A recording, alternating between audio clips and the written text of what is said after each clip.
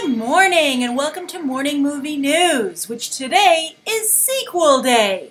But first, an awesome announcement. Thanks to so many of you who are now following me on Twitter, I reached the 10,000 follower mark. So, I was sleeping when it happened, so the official start time is 7:30 a.m. Eastern Standard today, and that means for 24 hours, which are going on right now, if you tweet me a question, I will answer it. But I only have the 140 characters, so please keep that in mind when asking me. So far, I've been able to be pretty creative in how I've answered some of the questions and made it into the limit on characters, and I'm having a lot of fun. You guys are asking some really awesome questions so far. So if you're not already following me, head over to Twitter. I hope you'll check out my account and ask me a question. You have until 7:30 a.m. tomorrow, the September 11th, at 7:30 a.m. Eastern Standard Time. And if I don't get to your question by that time, if you asked it within the 24-hour period, I will still get to it. All right, so let's get on to today's stories. As I said, it is sequel day,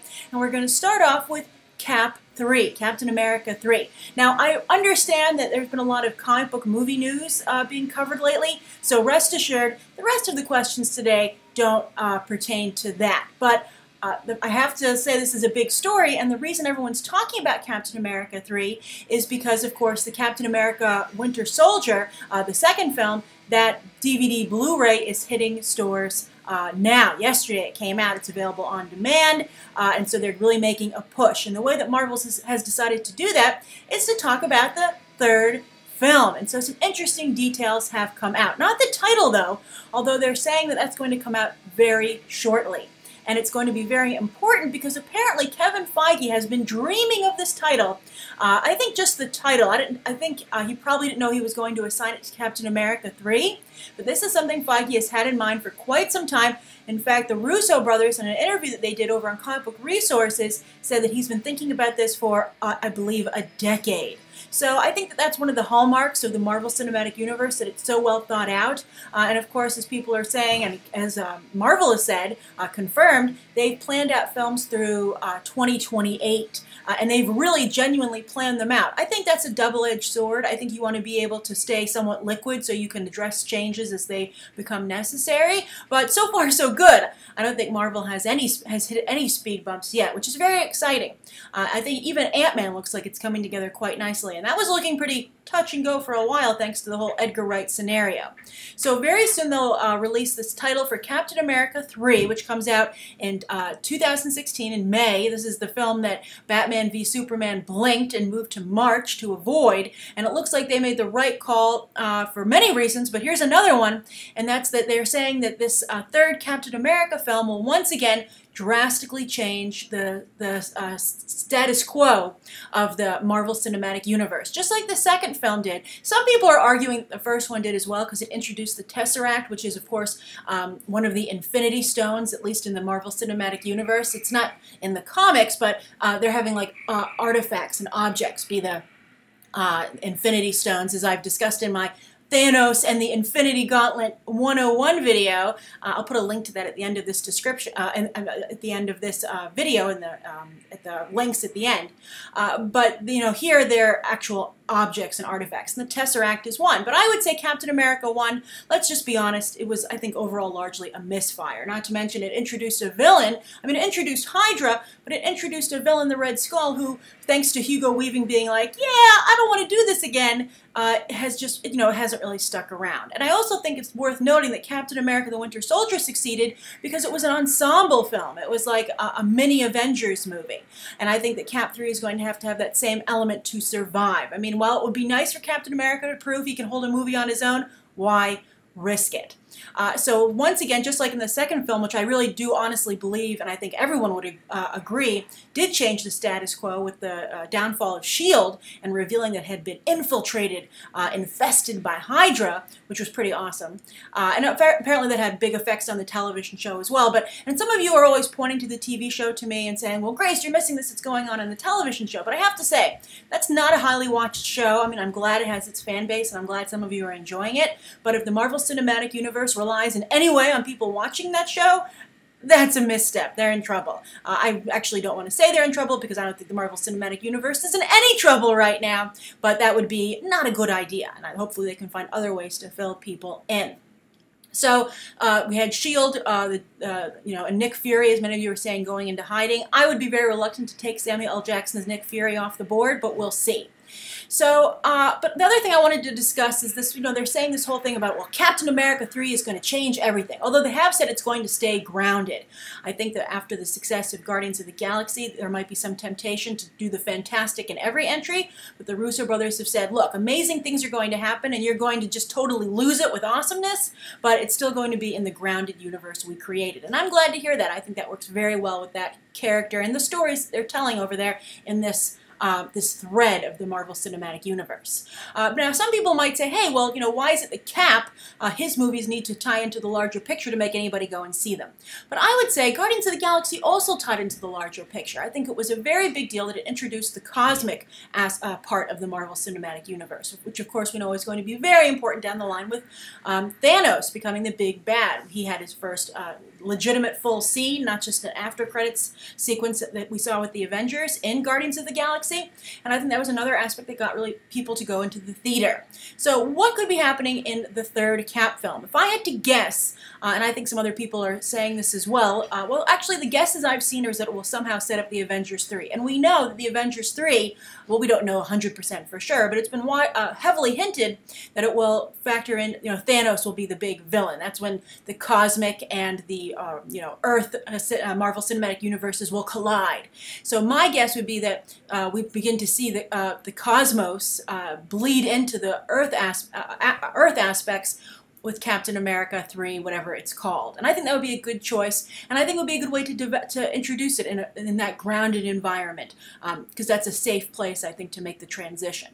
But it'll be very interesting, and maybe we'll see a few Guardians of the Galaxy members in Captain America 3, whatever it's called. And I think as the Winter Soldier, I think it was very smart to include Black Widow, Nick Fury. Of course, the Winter Soldier came in, they introduced Falcon.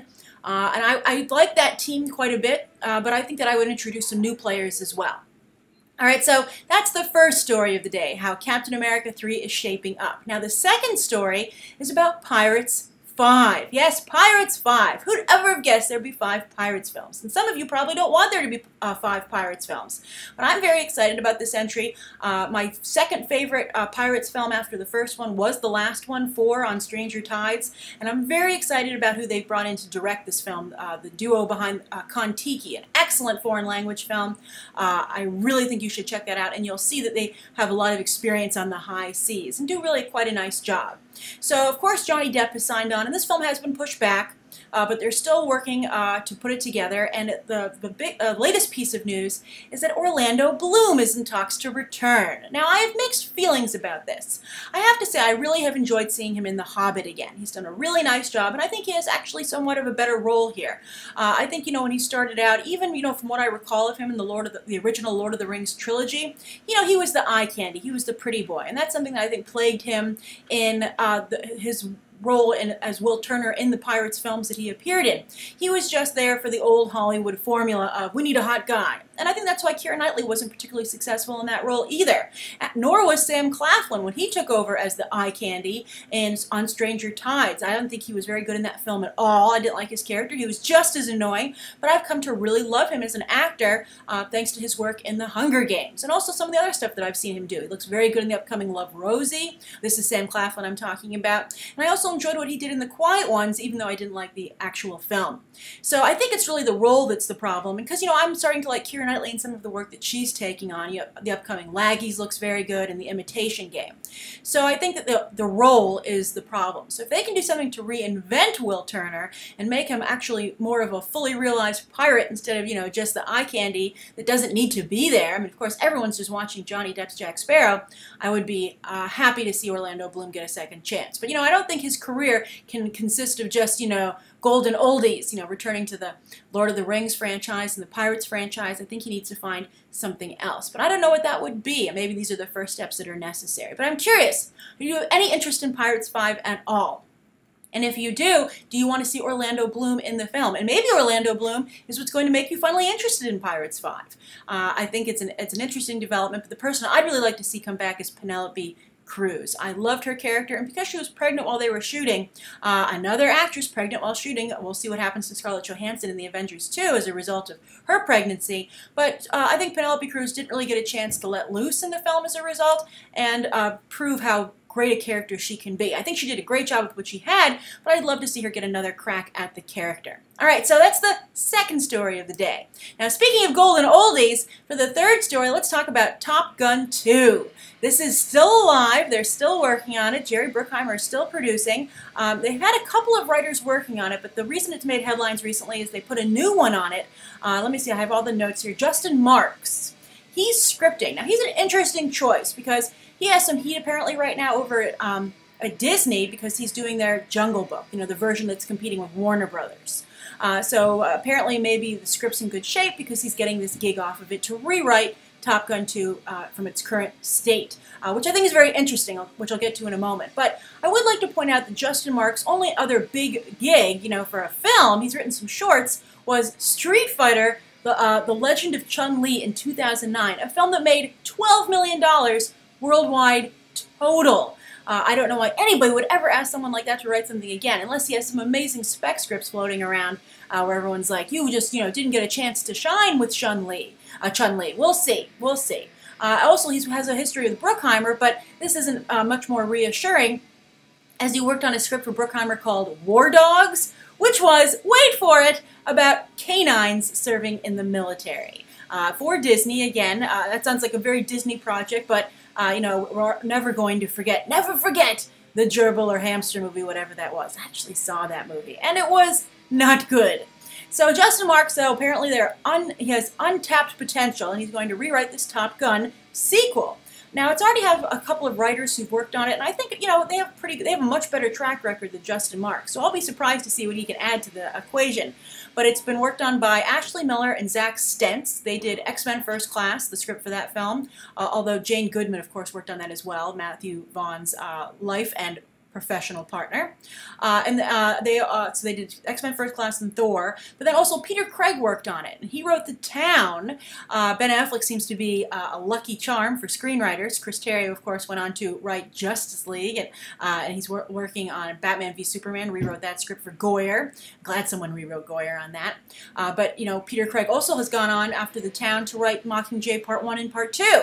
So if these guys couldn't crack Top Gun 2, I don't know if Justin Marks can. But what I like about it, is I like the way they described the way the sequel was coming together. And that Tom Cruise would star, or at least co-star. I'm sure they'll have, you know, Hollywood likes to bring in some younger talent usually to try and, you know, to protect the movie. Although I have to say, considering how Edge of Tomorrow underperformed, and it was such a fantastic film, I mean, I know you can blame the title, and as they've released it on demand and home video, etc., they've relabeled it as Live, Die, Repeat, which I think is a better title. You can't blame the title to that degree. I do think Tom Cruise is still a problem, and so Top Gun 2, I think they should be worried about it just with his involvement alone. If he couldn't get Edge of Tomorrow off the ground, I don't know. But maybe nostalgia will play a big part here. But anyway, Tom Cruise will be there, and he's going to be, of course, playing Maverick, but it's going to really talk about old-fashioned pilots versus today's drone-centric Air Force. And I think that's a really great angle. You know, I think there's been a lot of exploration of that so far, or at least attempted exploration in Hollywood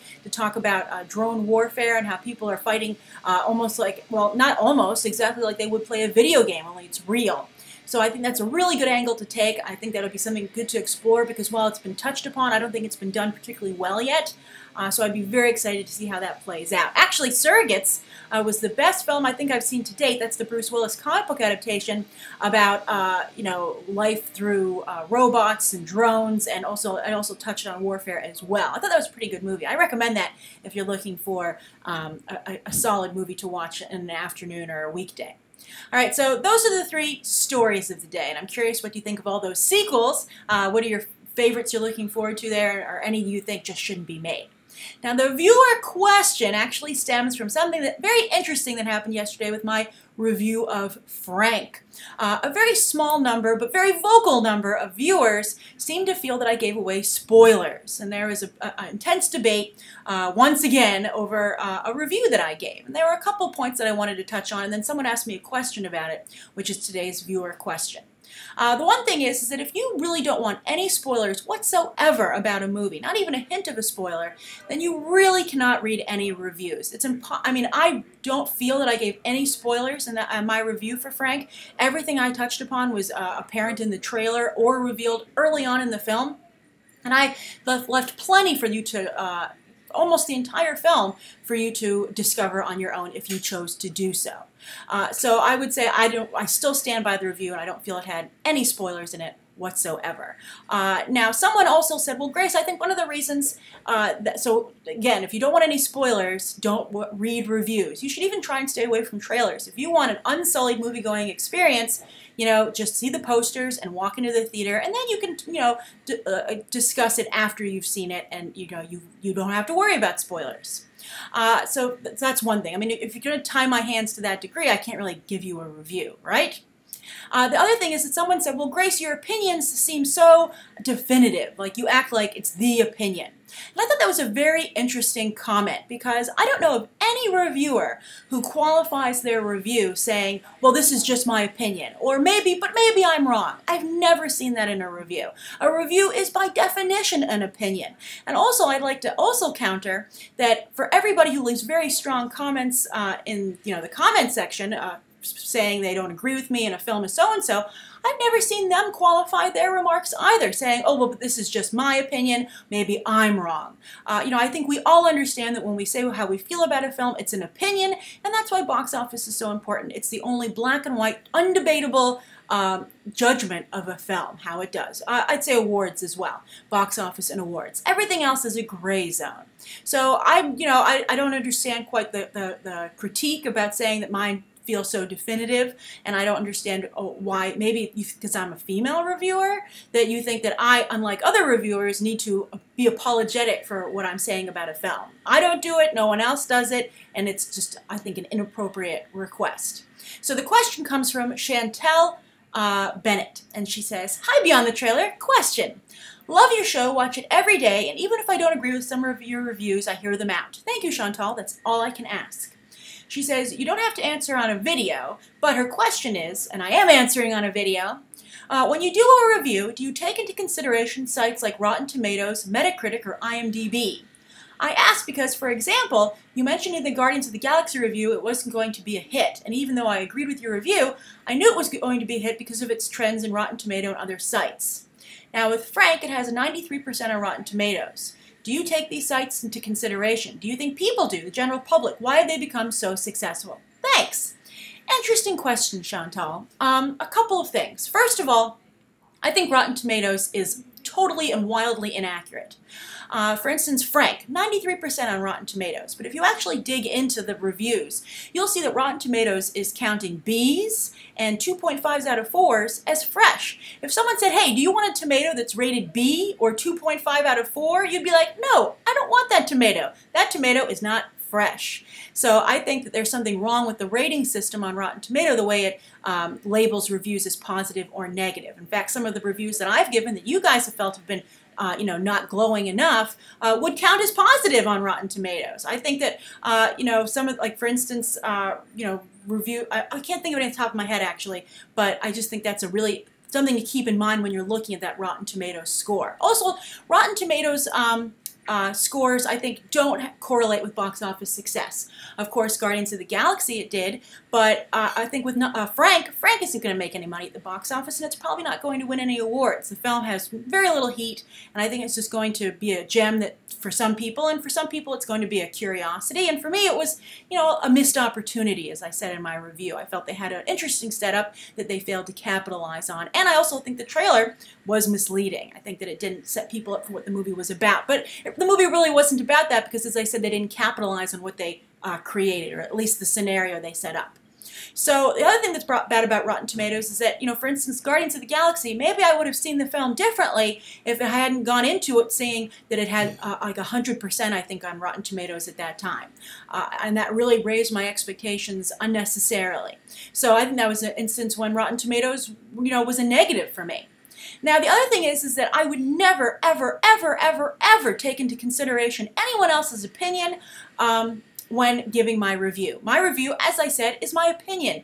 And I think that you can always count at least that when you hear a review from me, it's what I honestly think. I'm not going to sugarcoat it or try and, guess where the overall group is going. I'm just going to give you my opinion of the review. There's a place for opinions. As you'll notice, I always acknowledge a film's success and its popularity. Frozen was very successful and very popular, and I've never said that it wasn't. As for Guardians of the Galaxy, I genuinely thought the film was a disappointment. And there have been films that critics have liked and audiences have not clicked with. So that was a scenario where I felt that audiences weren't going to click. But I think that what I underestimated is what happened with Frozen. And I said, after thinking about the movie, it occurred to me that they were very similar.